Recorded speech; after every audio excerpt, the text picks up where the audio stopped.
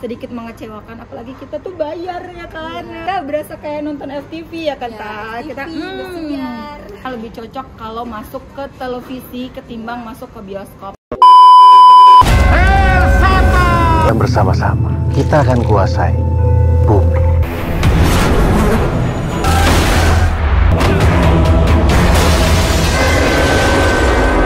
Halo guys, balik lagi bareng Rara, Ananta. Oke, kali ini kita ditemenin sama ada wajah baru, jing. Si Nanta yang nemenin nonton hari ini. Dan kita mau review satu film yang baru aja kita tonton, judulnya Gereja Setan. Judulnya Gereja Setan, guys.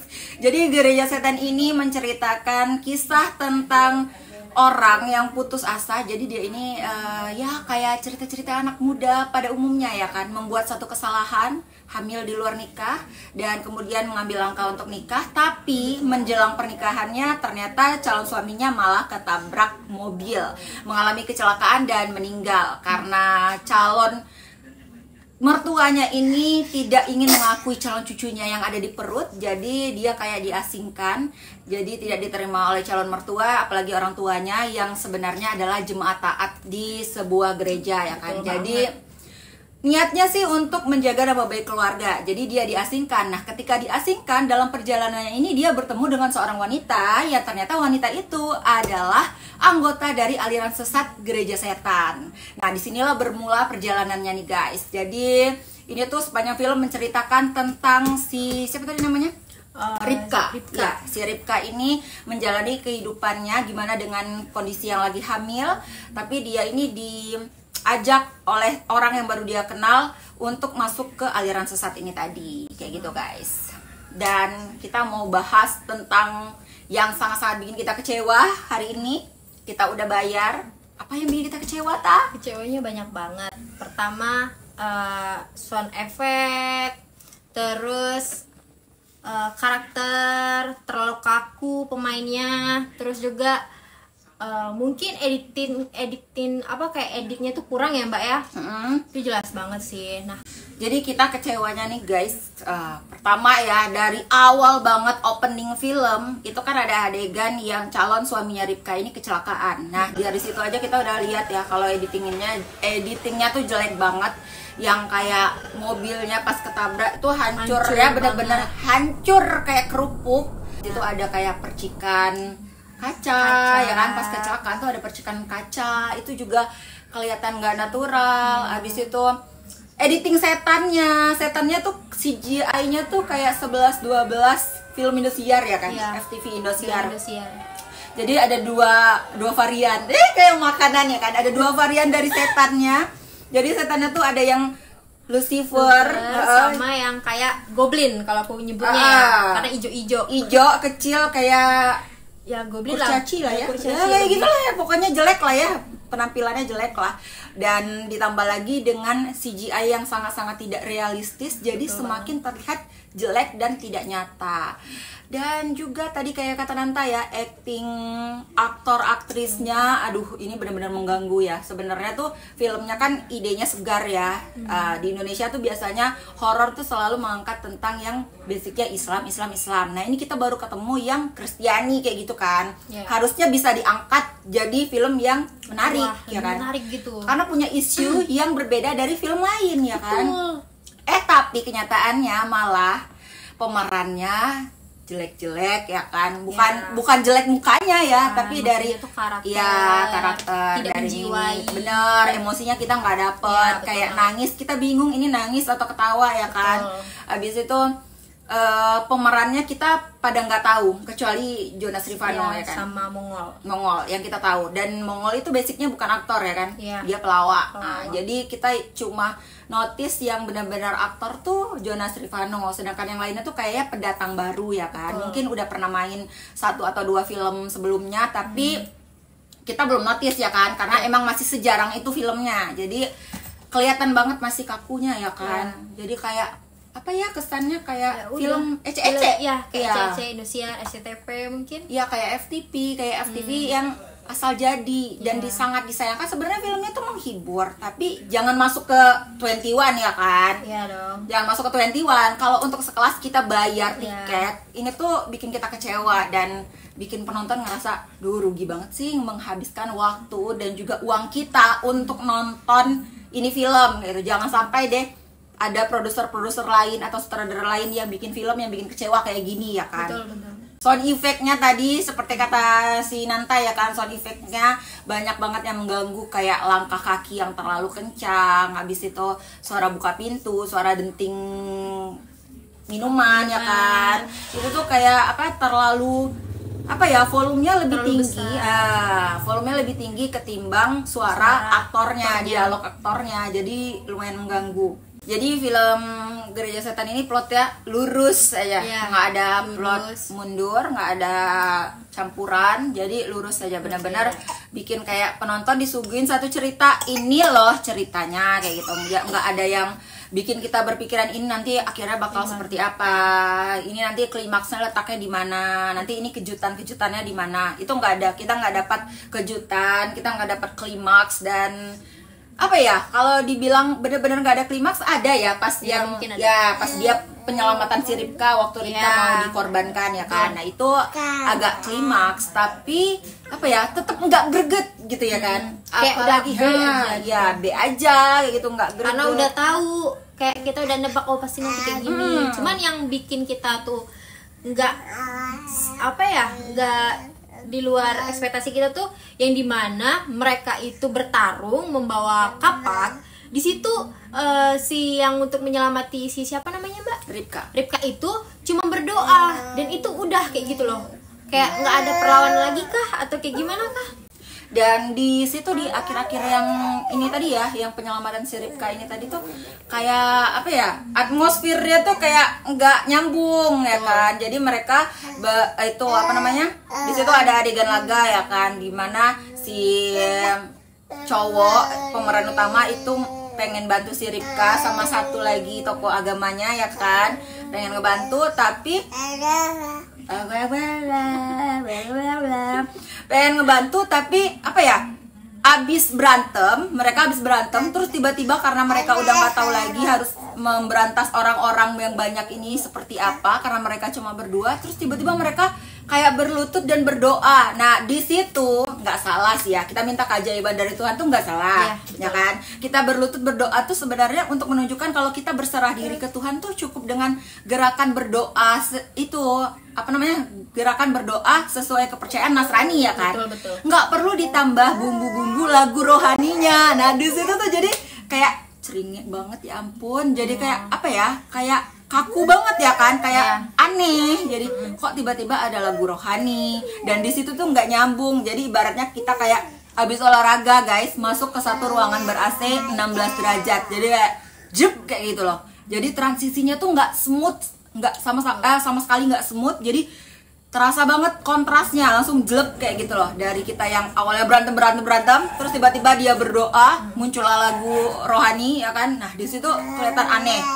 Dan anehnya lagi, kita kira dia bakal menang ya kan. Tapi ternyata tidak semua penjahatnya itu berhasil dilululantakkan dengan keajaiban dari doa mereka tadi. Tiba-tiba si Ripkanya langsung melayang dan di situ jadi puncak lagi, dan itu kayaknya aneh ya. Karena juga editannya kurang smooth. Iya, editannya smooth. Terus kita bicara soal make up. Soal make up juga sangat disayangkan guys. Make upnya ya Allah, itu yang jadi hantu kayak tadi apa Nanta notice ya, kalau topengnya itu kelihatan banget palsunya. Boleh dilihat lah nanti kalau yang si siapa ya namanya, si Mongol itu kan pakai topeng tuh, di sini tuh kelihatan tuh nanti kayak dipakai kertas-kertas gitu, kelihatan kok garis-garisnya. Jadi topengnya yang pura-puranya itu kepala hewan, tapi kelihatan banget kalau itu dibuat dari kertas dan juga lem fox kayak gitu ya. Habis itu perut yang pura-pura hamil ya kan, perutnya tuh kelihatan banget nggak mulus, padahal perut ini kan perut latex tuh udah banyak ya kan. Itu pakai perut yang kayaknya disumpel pakai kain dan kelihatan jendal-jendolnya ya kan. Nah itu nggak alami banget guys. Itu aduh ampun banget deh. Kalau mau ditanya setannya serem atau enggak, jawabannya biasa aja. nggak serem guys ya. Jawabannya nggak serem, setannya nggak serem. Jadi dia cuma apa ya, kesan horornya tuh cuma diperkuat sama jump scare, dan itu jump scare-nya setannya ya sama sekali nggak nyeremin sih. Jump scare juga ternyata orang biasa yang cuma ngagetin ya kan. Jump scare tiba-tiba Jadi di gereja setan ini guys ada satu scenes yang dimana menceritakan beberapa orang pendosa ya kan, yang kerasukan sama setannya. Nah, jadi iblisnya tuh masuk ke salah satu pendosa yang sedang karaoke dan ditemani LC kayak gitu ya kan guys.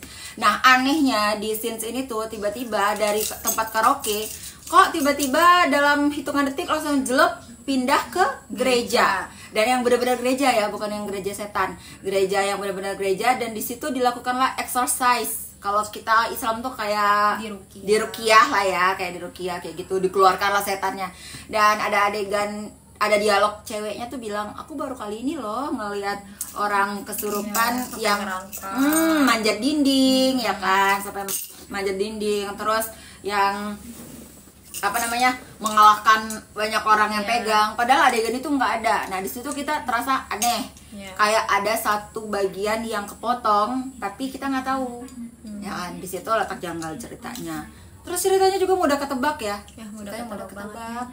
Akhirnya pemeran utama dan pemeran pria akhirnya berbahagia, menikah lah mereka. Kayak bisa ketebak banget ceritanya. Cuman Mbak, ini kan ada yang satu minjangan nih, Lucifer diundang di pernikahan itu kayak gimana tanggapan Mbak? Nah itu agak aneh sih ya, kan apa ya namanya, mungkin Lucifernya nggak diundang ya kan, tapi Lucifernya di satu scenes di akhir itu Lucifernya duduk di antara undangan-undangan. Nah sebenarnya it's okay kalau mau bikin part itu ya kan, Lucifer hadir, it's okay, tapi cuma nggak cocok aja ekspresinya. Si Lucifer di situ tertawa dan tersenyum ya, kayak senyum yang bahagia kayak gitu, kayak bahagia tipis.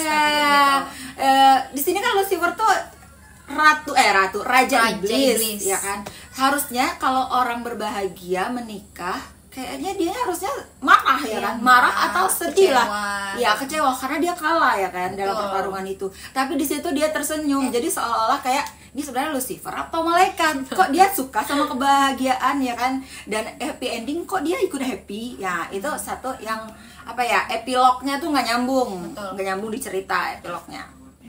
Menurutku kesan-kesannya film itu mengingatkan lagi untuk tidak terjebur di dalam dosa, yang dimana berzina, melakukan hal-hal yang jahat, membunuh. Nah, jikapun kalian merasa tidak pantas untuk berhadapan Tuhan, tapi Tuhan itu masih bisa menerima kita kok apa adanya, karena kita sudah ditebus secara harga yang mahal, di harga yang mahal. Benar-benar amanat dari film ini ya, walaupun filmnya jelek ya kan, tapi setidaknya dari film ini nggak kayak film sebelumnya yang kita review itu kita nggak dapat amanat apapun ya dari film itu. Nah kalau dari film ini setidaknya kita masih dapat amanat, karena di sini pertama sebagai anak muda bergaulan jangan sampai bablas sampai akhirnya hamil di luar nikah. And then kalau misalnya kita bertemu dengan orang baru kita harus hati-hati, karena bisa aja orang itu mencelakai kita ya kan. Meski nggak semua orang di luaran itu yang baru kita kenal jahat, tapi nggak ada salahnya kita untuk waspada ya kan. Jangan sampai kayak si Ribka ini, dia udah sadar kalau si cewek ini kayaknya sesat, tapi dia masih datang lagi ya kan. Jadi kayak nggak masuk di akal. Si Ribka udah tahu kalau ini sesat dan aneh, nggak sesuai ajaran Kristen, tapi dia masih datang lagi besoknya datang lagi sampai 6 bulan masih datang dia kan. Di situ agak aneh ya dan janggal. Terus sebagai orang tua atau keluarga orang terdekat yang mungkin terjerumus dalam satu ya, kalau kita bilang itu kayak terpuruk lah ya kan, dia hamil abis itu calon suaminya meninggal. Nah sebaiknya kita tuh kayak kasih support ya, benar, merangkul, karena semua orang tuh pasti berdosa ya kan, tapi jangan juga dibikin makin down, dibikin mentalnya makin jatuh sampai akhirnya dia diasingkan. Dan akhirnya ya itu, kalau orang mentalnya udah down, ajakan setan jadi gampang masuk ya kan. Karena di otak tuh udah gak jernih lagi. Jadi ajaran sesat tuh sebenarnya sangat-sangat bisa dilihat ya kan, sangat menyimpang tuh bisa dilihat. Tapi karena udah down banget mentalnya, jadi ya ayu-ayu aja kayak gitu ya kan. Dan kesimpulannya, kalau menurut aku sih recommended atau enggak film ini, menurut aku sih kurang Kalau Ya, Nathan? kurang juga. Karena menurutku yang pertama, lagu rohani itu tidak pantas pas di itu sih yang berantem itu sih Mbak. Menurutku oke lah untuk di akhir cerita, kan itu kan dipasangkan ayat-ayat Alkitab tuh, itu cocok menurutku dimasukkan lagu-lagu rohani. Itu lebih sih. Kalau dibilang bagus atau enggaknya, menurutku biasa aja. Cuma rekomendasi ini bagus untuk ditonton para remaja sih Mbak. Biar masih dapat ya. Ya, dapat. Setidaknya walaupun filmnya jelek tapi masih bisa diambil lah, ada amanatnya kan, ada pesan yang mau disampaikan dan pesannya lumayan bagus ya kan. Kesimpulannya kita tetap rekomendasi film ini tapi nggak yang benar-benar rekomendasiin. Kalau kalian yang tim mendang mending, sayang sama uang kalian terbatas, yang pengen nonton sampai nabung, banyak loh yang kayak gitu ya. Pengen nonton sampai nabung dulu, nah lebih baik kalian skip dulu film ini, nggak usah nonton. Tapi kalau kalian emang benar-benar nggak punya kerjaan dan punya uang berlebih, silahkan nonton ya kan, karena nggak ada salahnya juga sih. Dan kesimpulannya, Nanta kasih nilai berapa? Aku 5 dari per 10.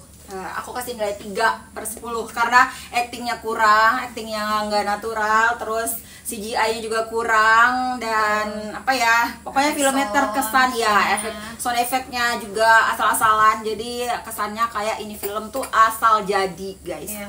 Dan apa tadi? Udah ya? Udah. Pokoknya nilai dari aku 3, dari Nanta 5. Kita ketemu lagi di review selanjutnya. Bye bye.